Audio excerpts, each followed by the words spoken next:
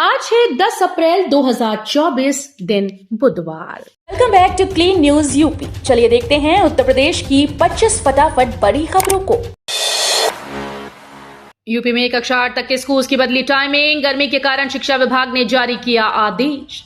UP में अभी से भीषण गर्मी के कारण लोग परेशान हो गए हैं। सुबह 10 बजे के बाद ही धूप की किरणें लोगों को झुलसा रही हैं। सबसे ज्यादा परेशानी स्कूल जा रहे बच्चों को हो रही है। ऐसे में शिक्षा विभाग ने बच्चों को राहत देते हुए स्कूल्स में छुट्टी की टाइमिंग तय कर दी। अब कक्षा 8 तक के बच्चों को स्कूल 12:30 तक ही चल सकेगा। यह आदेश सरकारी परिषदीय स्कूल्स के साथ ही सभी बोर्ड के स्कूल्स पर लागू होगा।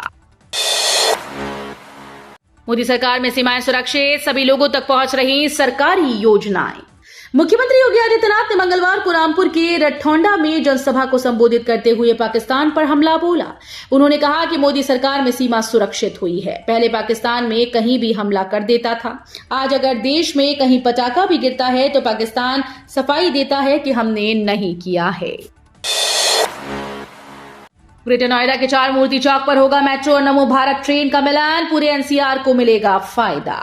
यात्रियों की सुविधा के लिए ग्रेटर नोएडा वेस्ट के 4 मूर्ति गोल चक्कर पर गाजियाबाद से जेवर एयरपोर्ट तक चलने वाली नमो भारत ट्रेन और एक्वा लाइन पर चलने वाली ग्रेटर नोएडा मेट्रो को जोड़ा जाएगा।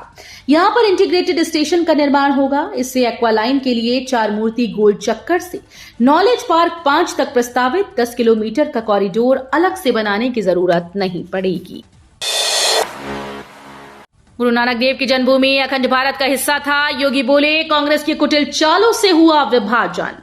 यूपी के मुख्यमंत्री योगी आदित्यनाथ ने कहा कि गुरु नानक देव का जन्म जिस भूमि पर हुआ था वो कभी अखंड भारत का हिस्सा था, मगर कांग्रेस के कुटिल चालों से देश का विभाजन हुआ।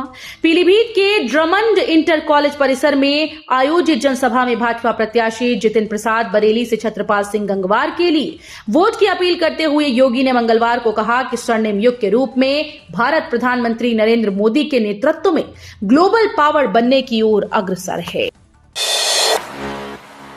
सीएम योगी ने लोकसभा चुनाव में झोंकी ताकत, हर सीट से आई डिमांड। धुआंधार प्रचार का ये है प्लान।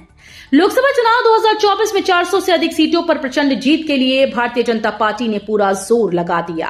स्वयं प्रधानमंत्री नरेंद्र मोदी एक के बाद एक अलग अलग प्रांतों में बड़ी रैलियां और रोड शो कर जनमत को पक्ष में करने में जी जान से जुटे हैं। वहीं प्रदेश के मुख्यमंत्री योगी आदित्यनाथ पीएम मोदी के मिशन 400+ के टारगेट को पूरा करने के लिए प्रयास कर रहे हैं। अयोध्या से जनकपुर तक सीधी ट्रेन जल्द, रूट मैप तैयार, 110 की होगी रफ्तार। अयोध्या धाम से गोरखपुर के रास्ते नेपाल के जनकपुर तक सीधी ट्रेन का संचालन लगभग तय हो गया है। इसके लिए एनआर और एनईआर के साथ ईसीआर ने रूट तैयार कर लिया है। बस आईआरटीटीसी की बैठक में अंतिम मोहर लगना बाकी है। यूपी मॉडल ने योगी आदित्यनाथ की लोकप्रियता में किया इजाफा, देश भर में हो रही डिमांड।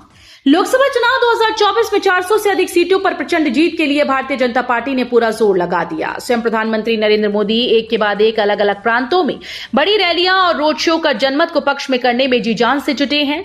वहीं प्रदेश के मुख्यमंत्री योगी आदित्यनाथ भी पीएम मोदी के मिशन 400+ के टारगेट को पूरा करने के लिए अथक प्रयास कर रहे हैं। दंगा करने वालों को पता है यूपी में उल्टा लटका दिए जाएंगे। महाराष्ट्र में योगी आदित्यनाथ की हुंकार। भाजपा के स्टार प्रचारक उत्तर प्रदेश के मुख्यमंत्री योगी आदित्यनाथ ने महाराष्ट्र में पार्टी के प्रत्याशियों के पक्ष में धुआंधार प्रचार किया। मुख्यमंत्री ने कहा कि यह पहला चुनाव है जिसके परिणाम को लेकर पूरे देश में एकमत है।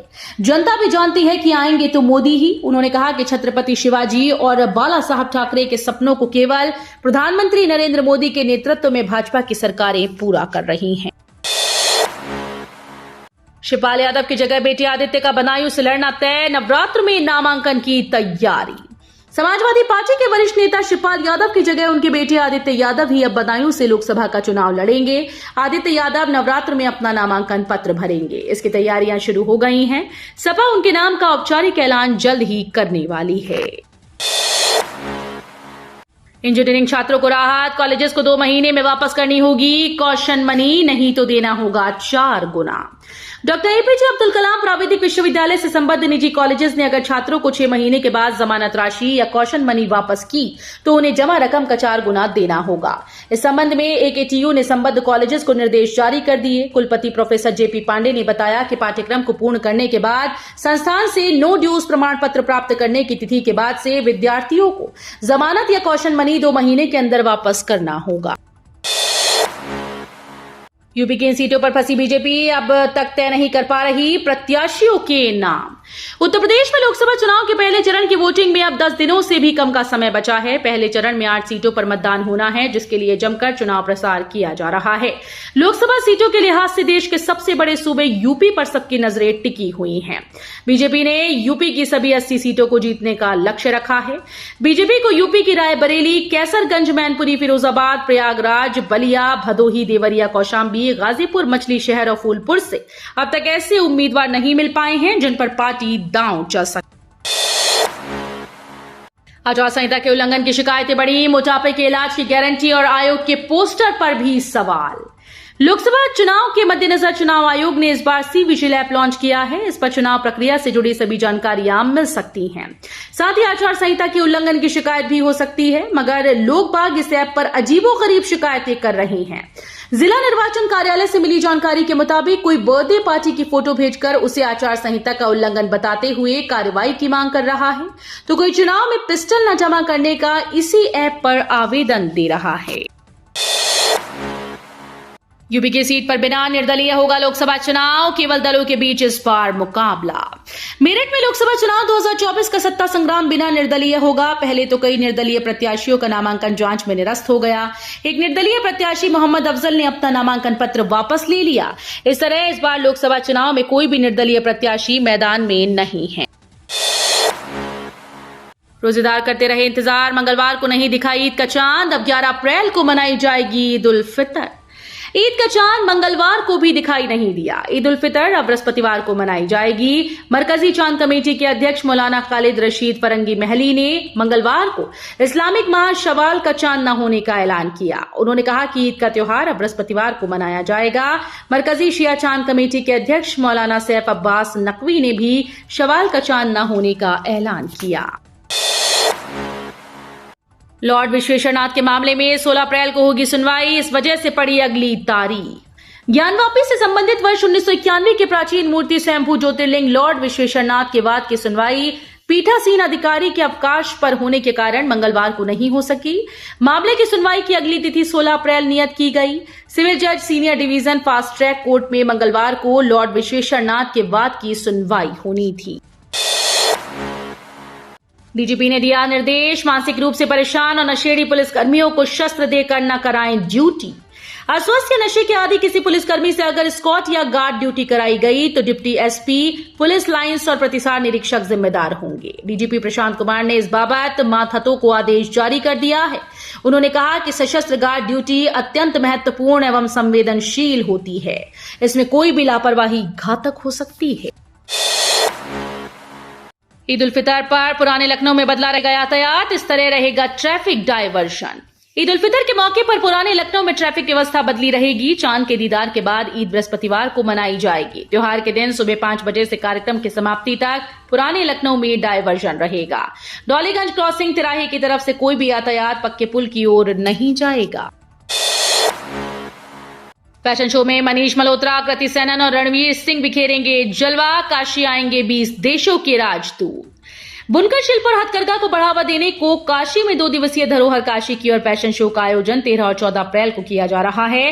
कार्यक्रम के दौरान अंतर्राष्ट्रीय डिजाइनर मनीष मल्होत्रा 14 अप्रैल को नमो घाट पर अपने फैशन शो में बनारस के बुनकर शिल्प को प्रदर्शित करेंगे। आज से फिर बदलेगा मौसम। यूपी में इस दिन होगी बारिश, तेज आंधी और ओलों के भी आसार।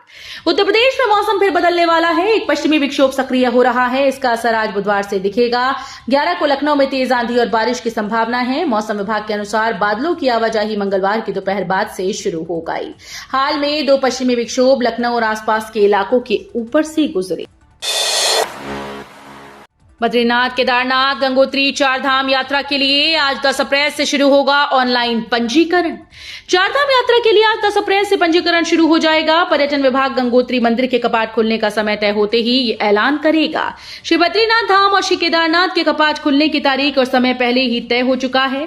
श्री गंगोत्री और श्री यमुनोत्री धाम के कपाट अक्षय तृतीया के दिन खोले जाते हैं। मंगलवार को 9 अप्रैल को यह भी तय हो गया कि गंगोत्री धाम के कपाट खुलने का समय क्या होगा। इस मेडिकल कॉलेज के एसओ प्रोफेसर, 2 रेजिडेंट, 35 जूनियर डॉक्टर्स के खिलाफ दर्ज हो गया केस। गोरखपुर के बीआरटी मेडिकल कॉलेज का फार्माकोलॉजी विभाग अचानक सुर्खियों में आ गया। इस विभाग के associate professor doctor Anil Kumar, 2 resident चिकित्सकों के अलावा 35 अन्य जूनियर डॉक्टर्स पर चिलुआताल थाने में गंभीर धाराओं में पुलिस ने मुकदमा दर्ज किया। सभी डॉक्टर्स पर कैंपस के बाहर दवा की दुकान में मारपीट और लूट का आरोप लगा। मुकदमा दर्ज होने की सूचना मिलने के बाद कॉलेज के प्राचार्य डॉक्टर रामकुमार जायसवाल विभाग में पहुंचे। सीएसजीएमयू में पहली बार बैक पेपर के अंक खुद होंगे अपडेट, छात्रों को नहीं लगाने होंगे चक्कर। कानपुर में छत्रपति शाहूजी महाराज विश्वविद्यालय के हजारों छात्रों के लिए राहत भरी खबर है। सेमेस्टर परीक्षाओं के बैक पेपर के अभ्यर्थियों को अपने अंक को मार्कशीट में अपडेट कराने के लिए विश्वविद्यालय के चक्कर नहीं लगाने होंगे। अब ऑटोमेशन सॉफ्टवेयर की मदद से अंक खुद ही मुख्य तालिका में अपडेट हो जाएंगे। जीवन बीमा पॉलिसी बीच में बंद करने वाले वापस ले सकेंगे जीएसटी। एडवांस में पूरा भुगतान करने के बाद भी किन्हीं कारणों से फ्लैट खरीद की डील निरस्त होने या जीवन बीमा पॉलिसी बीच में ही खत्म करने की स्थिति में लोग अपना जीएसटी वापस ले सकेंगे। जीएसटी विभाग ने इस संबंध में निर्देश जारी कर दिए हैं। मंदिरों व घरों में होगी कलश स्थापना, 9 दिन होगी शक्ति की भक्ति। गोरखपुर में चैत्र शुक्ल पक्ष में मंगलवार से नवरात्र की उपासना शुरू हो गई। 9 दिन तक मंदिरों व घरों में शक्ति की भक्ति हुई। सर्वार्थ सिद्ध व अमृत सिद्ध के विशेष योग में नवरात्र शुरू हो रही है। प्रतिपदा को मंदिरों व घरों में कलश स्थापना होगी। देवी भक्त 9 दिन व्रत रहकर पूजा करेंगे। रैपिड रेल रूट से नोएडा एक्सटेंशन वालों की मुश्किल होगी आसान। उत्तर प्रदेश में गाजियाबाद से नोएडा इंटरनेशनल एयरपोर्ट तक 72.2 किलोमीटर लंबा रैपिड रेल का रूट प्रस्तावित है। एनसीआरटीसी ने हाल ही में इसकी detail project report Yamuna authority में सौंपी। राष्ट्रीय राजधानी क्षेत्र परिवहन निगम की ओर से तैयार की गई डीपीआर में बताया गया कि ग्रेटर नोएडा वेस्ट मेट्रो का सेकेंड फेज और फिल्म सिटी से एयरपोर्ट तक लाइट मेट्रो का रूट भी इसी में शामिल होगा। तो ये थी आज की 25 फटाफट बड़ी खबरें। अगर आपको न्यूज पसंद आई हो तो वीडियो को लाइक और शेयर जरूर करें। धन्यवाद।